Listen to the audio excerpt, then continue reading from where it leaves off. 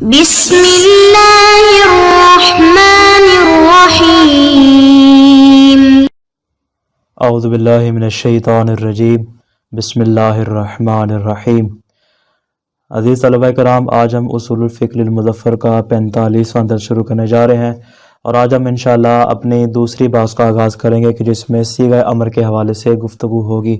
چونکہ ہم نے ابتدا میں عرض کیا تھا کہ اوامر کے باب میں ہم انشاءاللہ 3 اعتبار سے اس کی ابحاث کو بیان کریں گے۔ پہلی ہماری ہوگی مادہ امر کے اعتبار سے، دوسری ہوگی صیغہ امر کے اعتبار سے، اور آخر میں انشاءاللہ خاتمہ ہوگا کہ جو ہم تقسیمات واجب جس میں بیان کریں گے۔ آج بیان کرنے چاہ رہے ہیں صیغہ امر کو۔ مادہ امر کے متعلق گفتگو ہماری الحمدللہ مکمل ہو چکی، آج صیغہ امر کا آغاز کر رہے ہیں۔ فرماتے المبحث الثانی، ہماری 2 مباحث میں سے، چونکہ ہم نے کہا تھا بنیادی 2 مباحث ہیں اور آخر میں خاتمہ ہے، تو کلی طور پہ ہماری 3 طرح کی ابحاث ہوں گی۔ تو فرماتے ہیں ابحاث میں سے ہماری دوسری بحث خاتمے کو نکال کے آخری بحث ہے۔ المبحث الثانی صیغۃ الامر، فرماتے ہیں مبحث ثانیہ صیغہ امر کے حوالے سے۔ اس میں ہم سب سے پہلے گفتگو کریں گے صیغہ امر کا معنی کیا ہوتا ہے، پھر اس کے بعد ہم گفتگو کریں گے کہ صیغہ امر کا ظہور جو ہے وہ کس چیز میں ہوتا ہے۔ الاول معنی صیغۃ الامر، صیغۃ الامر ای ہیئتہ کا صیغۃ افعل ونحوها تستعمل فی موارد کثیرہ منها البعث كقولہ تعالی فاقیموا الصلاۃ اوفوا بالعقود ومنها التحدید كقولہ تعالی اعملوا ما شئتم۔ فرماتے ہیں کہ اس بحث میں ہمارے سامنے چند ایک قابل غور نکات آتے ہیں۔ جب ہم صیغہ افعل کی بات کرتے ہیں، صیغہ افعل سے مراد یعنی ہیئت امر، صیغہ افعل یعنی ہیئت امر چاہے غائب ہو یا حاضر ہو، معلوم ہو یا مجہول ہو، ثلاثی ہو یا رباعی ہو، یہ ساری کی ساری اقسام جو ہے جو کہ علم صرف میں بیان ہو چکی ہیں، یہ ساری ہماری بحث میں شامل ہو جائیں گی۔ پھر آگے ہم نے کہا صیغہ افعل و نحوہا، نحوہا فرماتے اس نحوہا سے مراد کیا ہے؟ فرماتے ہر وہ چیز جو امر کے معنی میں ہوتی ہے، جیسے اسماء افعال اور جملہ خبریہ در معنی انشاء، یعنی ہوتا جملہ خبریہ لیکن انشاء کے معنی میں ہوتا ہے۔ فرماتے ہیں یہ بھی سارے کے سارے کیا ہیں، اس صیغہ افعل والی بحث میں شامل ہو جائیں گے۔ انشاءاللہ آگے جب ہم تنبیہان بیان کریں گے تو اس میں اس جملہ خبریہ کے متعلق انشاءاللہ بحث آ جائے گی۔ تیسرا نقطہ یہ ہے کہ صیغہ امر کے باب میں ہماری گفتگو تقریباً 11 نکات کے متعلق ہوگی، تو انشاءاللہ ہم ایک ایک کر کے ترتیب سے بیان کرتے چلے جائیں گے۔ پہلا نقطہ یہ ہے کہ صیغہ امر مختلف معانی میں استعمال ہوتا ہے۔ بعض افراد نے اس کے 15 معنی اور بعض افراد نے اس سے بھی زیادہ معنی جو ہے وہ اپنی کتب میں تفصیل کے ساتھ بیان کیے، لیکن ان معانی میں سے جو اس کے خاص اور اہم معنی ہیں مصنف نے ان کو یہاں پر بیان کیا ہے۔ چلے بحث کو شروع کرتے ہیں۔ اس میں ابتدا میں ان تمام معنی کو بیان کیا گیا ہے۔ المبحث الثانی صیغۃ الامر، مباحث میں سے ہماری دوسری بحث ہے صیغہ امر کے بارے میں۔ پہلی بحث تھی ہماری مادہ امر کے بارے میں، اب یہ دوسری بحث ہے صیغہ امر کے بارے میں۔ الاول معنی صیغۃ الامر، سب سے پہلے ہمیں یہ دیکھنا ہوگا کہ صیغہ امر کا معنی کیا ہے۔ صیغہ امر کہہ لے، صیغہ افعل کہہ لے، ہیئت افعل کہہ لیں، تمام ایک ہی چیز کے نام ہیں۔ فرماتے صیغۃ الامر، امر کا صیغہ اے ہیئتہ یا ہیئت امر کہہ لیں، صیغہ امر یا ہیئت امر یا ہیئت افعل کا صیغۃ افعل، جیسا کہ افعل کا صیغہ جیسا کہ آپ علم صرف وغیرہ میں پڑھتے ہیں۔ ونحوہا، نحوہا یعنی صیغہ افعل جیسے وہ دیگر چیزیں جو اس کے معنی میں ہوتے ہیں وہ سارے ہماری بحث میں شامل ہو جائیں گے۔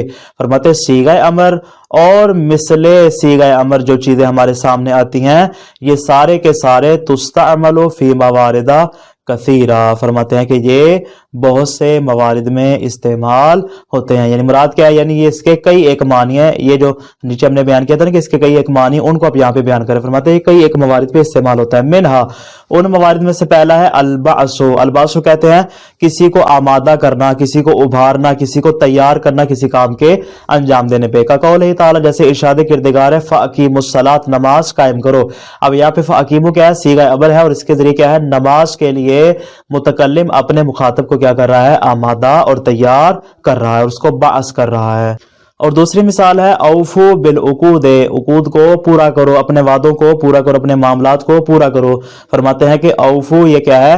صیغہ امر ہے، اور یہ کیا کر رہا ہے؟ آمادہ کر رہا ہے اپنے وعدے کی ایفا پر اور اپنے معاملات کو پورا کرنے پہ۔ ومنہا، ان معنی میں سے ایک معنی ہے التحدید، تحدید کہتے ہیں دھمکی دینا، ڈرانا، جو آپ کا مخاطب ہے اس کو آپ کیا کرتے ہیں؟ دھمکی دیتے ہیں، اور اس کو آپ انذار کرتے ہیں کسی کام سے۔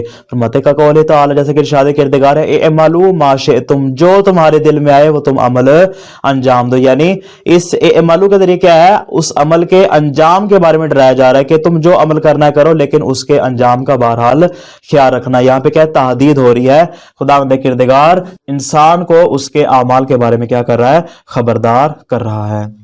اسی طرح فرماتے ہیں وَمِنْهُ التَّعْجِيزُ، ان معنی میں سے ایک معنی ہے تعجیز، یعنی اپنے مخاطب کو، اپنے سامنے والے کو کسی کام سے عاجز قرار دینا.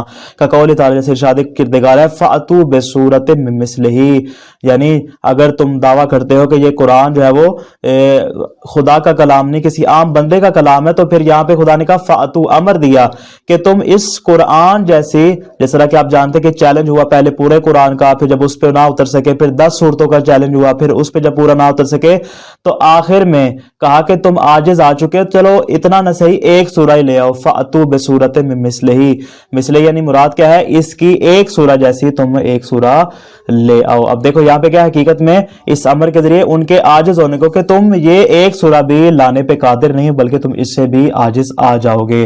وغیر ذالک، فرماتے یہ تو ہم بطور مثال ہم نے چند ایک موارد بیان کیے، اس کے علاوہ دیگر موارد من بیانیہ، یہ بیان کر رہے ہیں موارد کو، من التسخیر، جیسا کہ تسخیر یعنی سامنے والے کا کیا کرنا کہ ان کو مذاق اڑانا، جیسے ارشاد کردگار ہے کونوا قردۃ خاسئین، تم کیا ہے مسخ شدہ بندر بن جاؤ.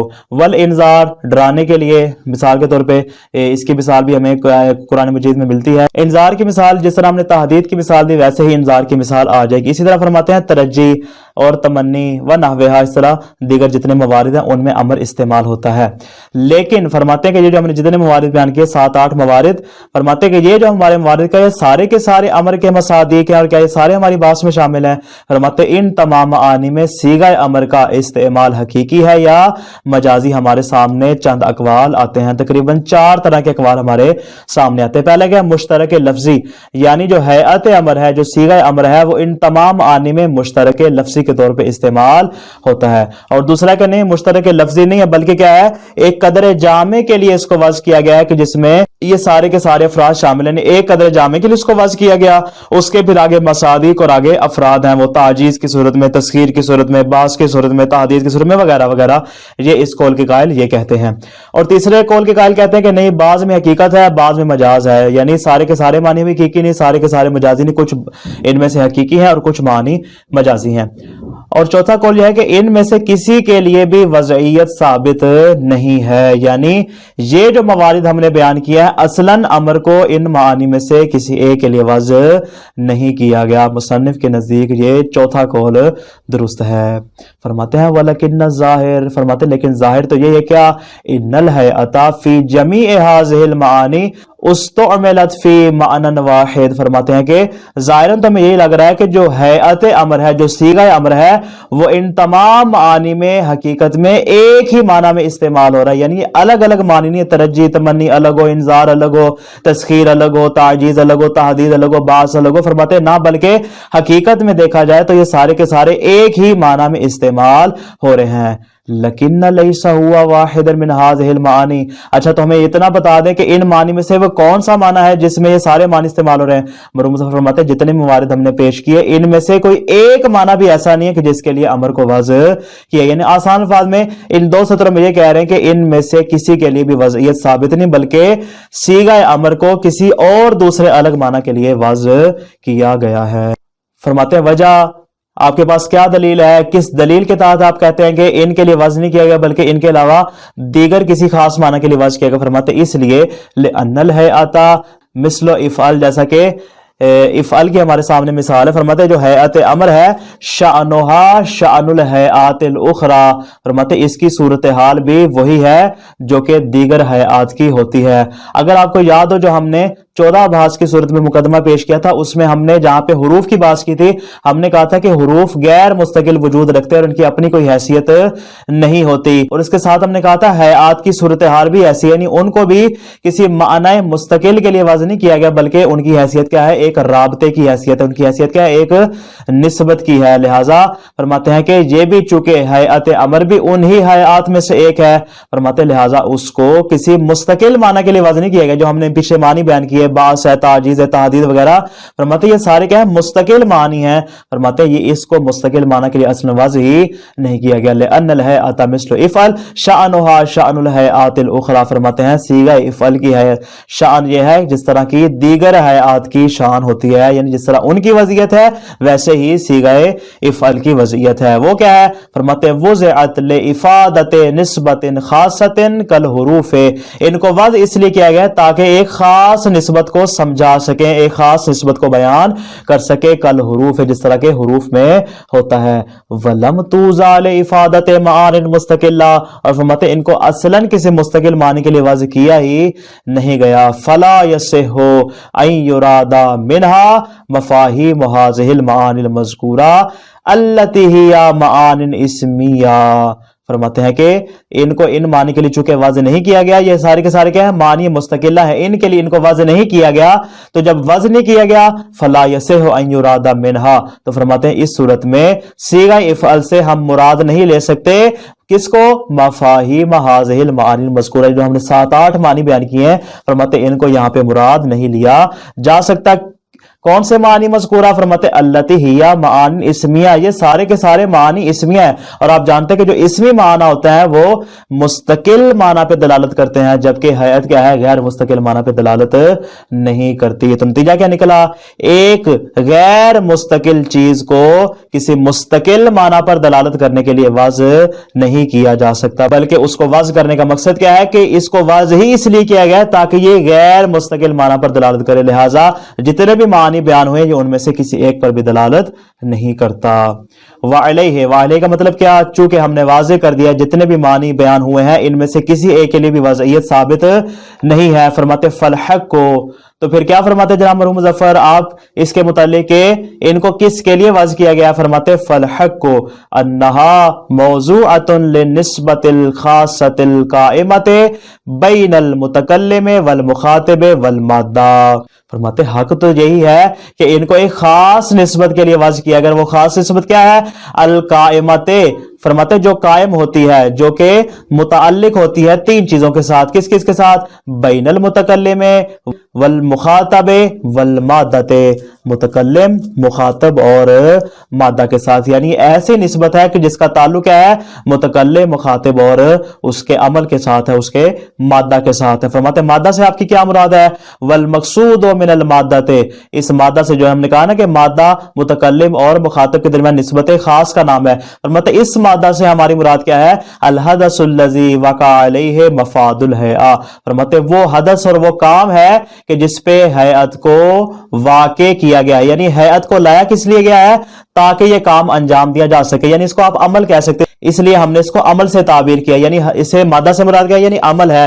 खारिज में जो अमल अंजाम दिया जाएगा और जिसके मुतालिक अमर दिया जाएगा उसको हम मादा का नाम देंगे. मिस्लु ज़रबे वल क़याम वल क़ऊद, जैसा कि ये 3 मिसालें आ रही हैं. फी इज़रिब, इज़रिब में क्या है? इज़रिब में जो मादा है वो है ज़रब, यानी मारने को तलब किया जा रहा है. और कुम खड़ा हो जा, इसमें किस चीज को तलब किया जा रहा है? जो मादा है वो क़याम है. और उक़ूद बैठ जा, इसमें किस चीज को तलब किया जा रहा है? क़ऊद को, बैठने को तलब किया जा रहा है. ये तीनों ज़रब क़याम और क़ऊद क्या शुमार होंगे? मादा शुमार होंगे, हदस शुमार होंगे और अमल शुमार होंगे. वना ज़ालिका, इसके अलावा दीगर मिसाल लेते चले जाएं, सब में ऐसा ही होगा. वही नाइज़िन, वही नाइज़िन के क्या मतलब? यानी जब हमने ये कह दिया कि सीगा इफ़अल को इन 3 चीजों के दरमियान बतौर निस्बत खास के वज़ किया गया है, तो फरमाते फही नाइज़िन, इस सूरत में युनतज़अ मिनहा, यहां पे हमारे सामने 3 चीजें आ जाएंगी. हमें इन 3 चीजों से क्या हासिल होगा? 3 तरह के नाम और 3 तरह के इनवान हासिल हो जाएंगे. इनवान तालिबिन, एक हमें तालिब का इनवान. तालिब किसे कहेंगे? यानी जो मुतकल्लिम है. मुतकल्लिम क्या है? वो आपसे तकाजा कर रहा है, वो आपसे चाह रहा है कि आप इस काम को अंजाम दे, उसको हम तालिब कहेंगे.